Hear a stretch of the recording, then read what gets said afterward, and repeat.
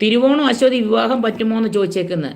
തിരുവോണം അശ്വതി തിരുവോണംകാർക്ക് തിരുവോണം അശ്വതിയും പിന്നെ ദേവഗണം തന്നെയാണ്, ഒരേ ഗണമാണ് കേട്ടോ, ഒരേ ഗണമാണ്, കുഴപ്പമില്ല. പിന്നെ എനിക്കൊന്ന് മധ്യമരജു ദോഷമൊന്നും ഇല്ല അശ്വതിക്കാർക്കെന്ന് തോന്നുന്നു.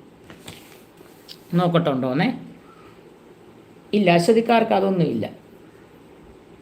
പിന്നെ ദോഷമായിട്ടൊന്നും കാണുന്നില്ല കേട്ടോ.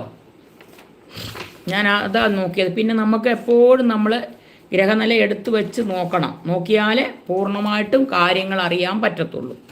പിന്നെ അനുകൂലവും പ്രതികൂലവുമായിട്ടുള്ള ഇതെന്ന് വെച്ചാൽ രണ്ടുപേർക്കും അത് ദോഷമായിട്ടൊന്നും കാണാനില്ല. ഞാൻ നോക്കിയത് മധ്യമരജു ദോഷം ഉണ്ടെന്നുണ്ടെങ്കിൽ അതൊക്കെ ചേർത്ത് കഴിഞ്ഞാൽ വഴക്കുണ്ടാവും.